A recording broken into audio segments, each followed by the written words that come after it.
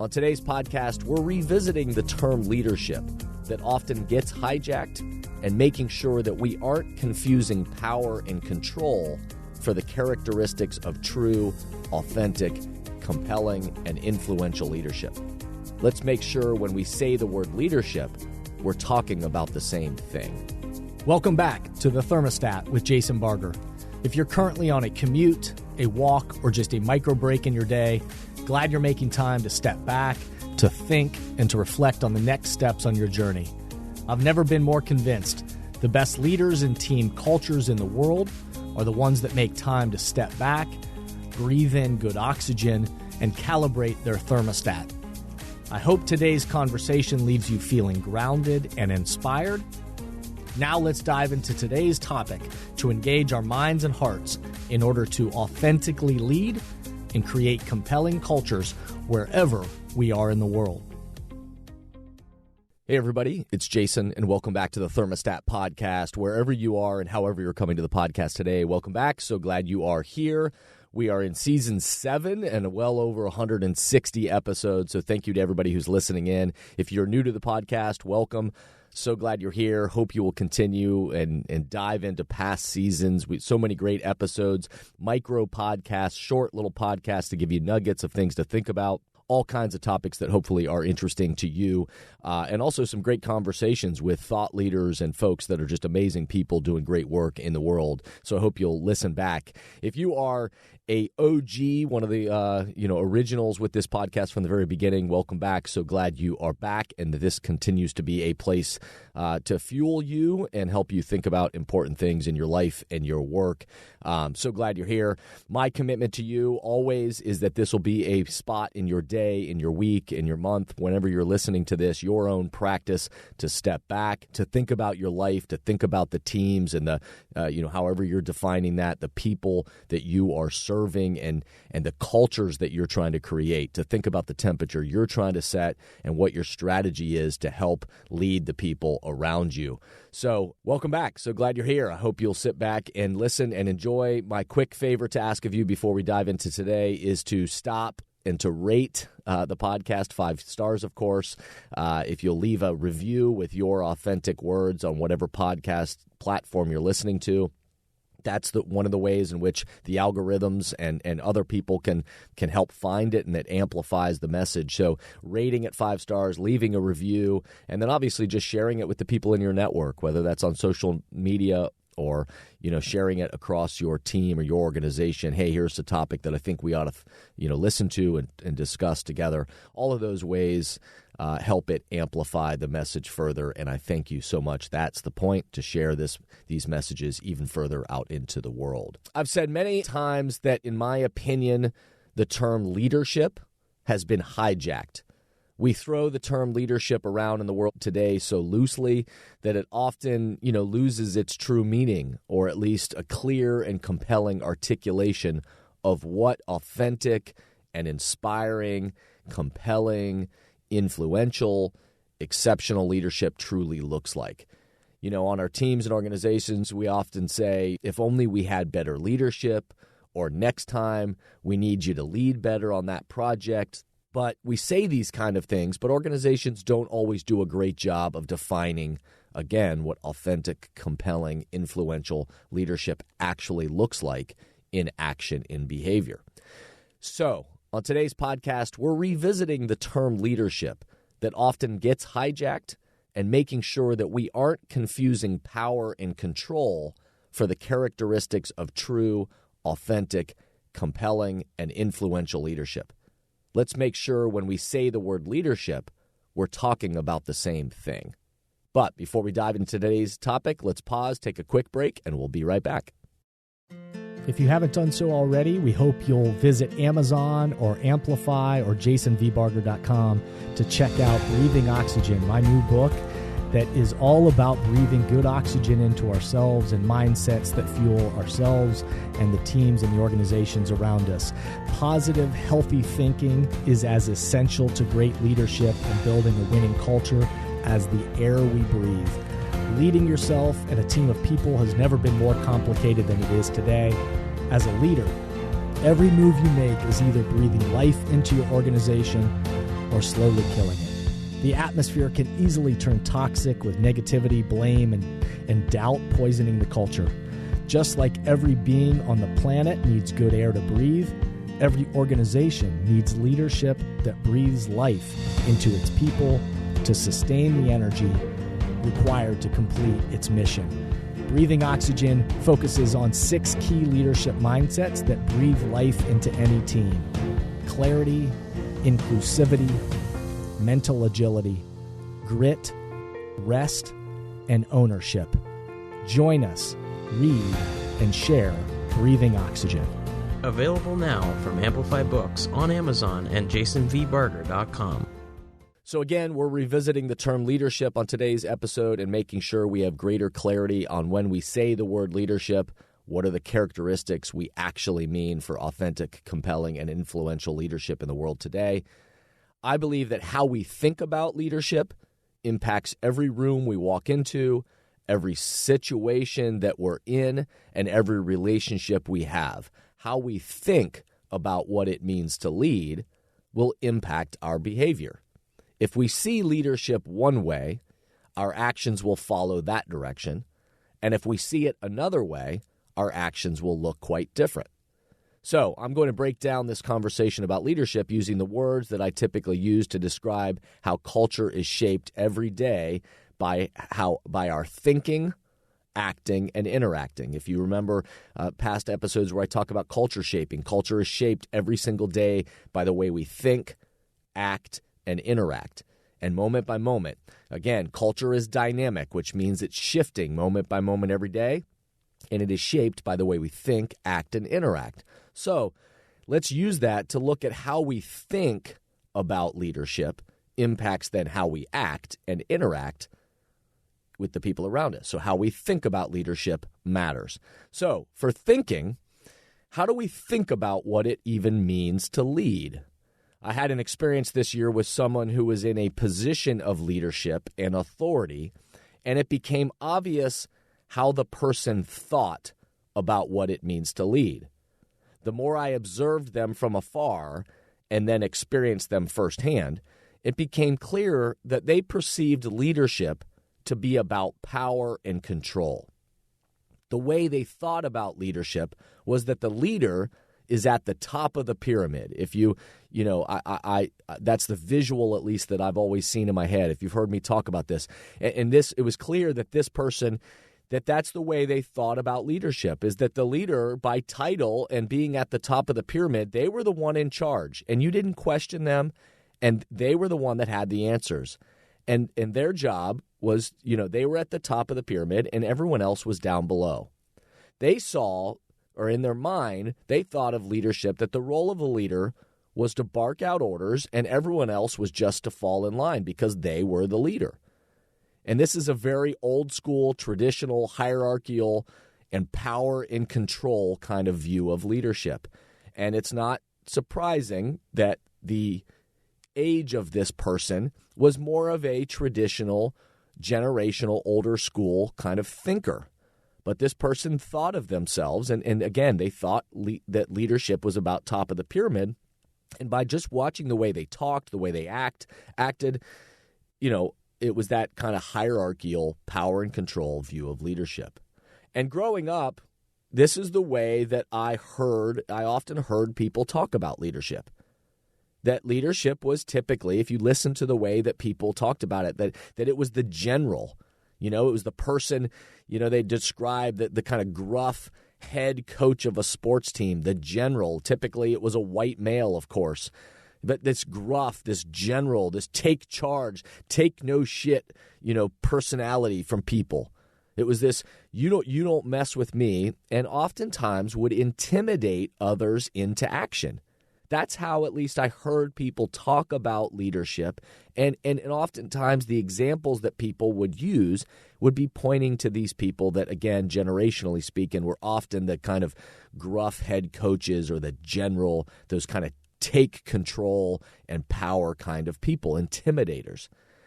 And, if this is how you think about what it means to lead, then you can see how this would impact your approach to every situation every conversation, and every relationship. Your job as the quote-unquote leader would be to have the answer and to tell people what to do. And this is where I often think about that the line that these kinds of top-of-the-pyramid leaders, oftentimes the line when it gets crossed, and then finally the way that it often plays out is that nobody wants to eventually work with that person, or there's a scandal, they hit somebody, that if you think about these old gruff coaches or generals or people that had this mindset, that's typically the way the story ends. But the part in it where they seem to cross the line is when their spirit and style of this kind of top of the pyramid leadership moves from demanding, because oftentimes, a demanding leader and demanding preparation and demanding, effort and all of those things that are positive elements that all styles of leadership can have, by the way. But when it tips from demanding to demeaning, and all of a sudden the demanding leader becomes a demeaning leader, and there's a loss of care for the people they're leading, a demeaning sense and spirit that the people feel, the relationships are broken, and a lack of belief is with that person. So this top of the pyramid leader, again, that I've heard people talk about growing up, and then I certainly witnessed again this past year, it's so interesting because I've traveled the world, and now I've worked with many, many, many, many organizations. And I've asked the question, as I sat back and thought about it, to probably an estimated 70,000 people around the world. And I've asked people all across the United States, across Latin America, across Europe. I've asked it in places even in the Middle East and Bahrain. I've asked it in parts of Southeast Asia and Malaysia, I've asked it in many, many, many places around the world. I've asked them, tell me the characteristics of the most influential, compelling, and exceptional leader you've ever experienced in your life and work. Picture somebody, influential, compelling, exceptional leader that you've experienced in your life and work. And tell me then the characteristics of this person that you're picturing. And not one time has anyone ever described the type of leader of that top of the pyramid, bark out orders, master delegator, the general, the gruff. Nobody has ever said, you know what, that was the most compelling, influential, exceptional leader. In fact, the image they often describe of what that vision of leadership actually looks like, how the most influential and compelling and exceptional leaders that they've ever been around, how those people think about leadership, is not an image of a leader at the top of the pyramid, but they actually describe the pyramid being flipped upside down. That the most compelling, influential, and exceptional leaders, they describe how they think about leadership the complete opposite of the top of the pyramid kind of leader and thinker. They see that what it means to lead is actually to be at the bottom of the pyramid and serve a mission greater than themselves. Their mission as a leader is not to bark out orders and tell everybody what to do, but to serve a mission that's greater than self. To actually be at the bottom of the pyramid and serve other people and find other great people that have gifts and strengths that can contribute and put them in positions to use their gifts to be successful, and then help serve them by coaching, developing, supporting, caring about the people, supporting the progress in alignment of that mission. They're listeners, they're caring, they're supportive, which does not mean they're soft, does not mean they're not decisive, does not mean they're not firm. They are able, though, the approach is, I'm not going to bark out orders and tell you what to do, but I'm going to connect with you, build a relationship, and support you along your development. How they think about what it means to lead isn't about power and control from one person, but is about shared strengths, sharing power and control in alignment with a mission greater than self. These leaders might be demanding, but they never tip into demeaning. There is a clear sense of care, of belief. They've invested so much social equity in building up of the relationships that they've earned the right to be demanding, earned the right to have courageous conversations, earned the right to challenge the status quo, but never in a demeaning kind of way. And so, how we think about leadership impacts, obviously, our actions and interactions, and depending on how we think about it, our actions and interactions would look quite differently. So traditional leadership, that, again, old school vision of top of the pyramid leader, they would see, and the actions that would follow, it would be about leadership to them is about a rank to obtain. And they use power and control to drive performance and intimidation and coercion. They measure success only through, what is the output? And so they're squeezing as much output and performance out of people. It's often they think of it, leadership is only about speaking. And oftentimes as you listen to these people and watch these people, they think that the efforts are more about them as the leader than as the mission and what the group together is doing. And those are actions and interactions that typically follow with these kind of top of the pyramid type of leaders. But those leaders that think about it more in that servant leadership, flipping of the pyramid upside down, bottom of the pyramid kind of leaders, these leaders, because of the way they think about it differently, the actions and interactions typically change. And they look more like these kind of leaders see leadership as an opportunity to serve others. They see it as about sharing power and control to drive engagement, and through engagement, there will be greater performance. They measure success through growth and development and output. Not just output, but how are we getting to that output? They see leadership as not just about speaking, but as about listening and caring and trying to understand. They understand that it's not about them, it's about the mission and the group as a whole. And so top of the pyramid actions and interactions often look like, that top of the pyramid kind of traditional leader, that the actions and interactions look like, giving orders, coercion, intimidation, and oftentimes it's a one-way street of communication. And bottom of the pyramid actions and interactions, it's about a vision that's connected to mission. It's about supporting. It's about collaborating. And it's about a two-way street of communication. So, again, I want to make sure this doesn't get lost in translation, because sometimes people hear and think about servant leadership or bottom of the pyramid leadership, and they think that it's, soft or nice, or these kind of leaders are a pushover. So let me be really clear. Bottom of the pyramid, servant leadership is not soft. In fact, it's some of the hardest kinds of leadership to really show in action and behavior, because there are situations where the easier thing would be to yell, to scream, to bark out orders, and just tell people, because I'm the leader, do this. It's oftentimes the harder thing to build a relationship, to collaborate, to, yes, have a courageous conversation and be firm on the direction we're going, but to actually care and support and listen takes more time and is often harder to do than just barking out orders and telling people what to do. It's not just about being nice or kind, although hopefully, and the most influential, compelling, and exceptional leaders, the way people describe them is they are nice and kind, but it's not just about being nice and kind so that everybody likes you. It's about, and they're not a pushover.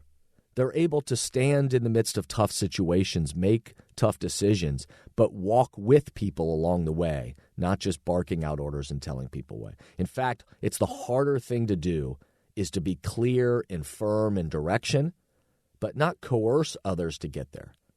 A willingness to have courageous conversations rather than just demeaning or devaluing someone. So, some questions to ponder for today. How do you think about your role as a leader in life and work? How would you describe the actions and interactions you hope that follow that thinking about how you think about being a leader? And what are you and your team doing to help develop this kind of thinking, this kind of acting, and this kind of interacting So for the thinking, the actions, and the interactions in your life and work, what are you doing to develop this within your team or the people that you surround yourself with? I hope today's episode got you thinking in many new ways. If a deeper dive into any of these topics is interesting to you, please reach out to us at info@jasonvbarger.com and let us know. We'll continue to design content to help meet you where you are. Lastly, I hope you'll go back and listen to a number of the past episodes and find ones that add value to you. Cheers to everybody out there for the road along your path, and remember that the future of leadership is you, is me, is us. We need to get clear on the temperature we hope to set, and then be courageous and committed to breathing oxygen into the mindsets and actions that will sustain our path forward. Step back, remember, be a thermostat, breathe good oxygen. Thank you for listening to today's podcast, and I hope the messages and questions stimulate positive change along your path. As always, if these messages resonate with you and add value to your life, I hope you'll help amplify them throughout the world. Please rate, comment, and share on whatever podcast or social media platform you're using, and share this podcast with the people in your life or work who should be part of these conversations. That way, this spirit does, in fact, spread. If these messages or developing leaders and culture would be helpful to you and your organization, please contact us at jasonvbarger.com, jasonvbarger.com. And remember, we are all ambassadors for the culture we want to create in our life and work. We have to own the vision we want to be a part of. The future of leadership is you, is me, is us. Be a thermostat.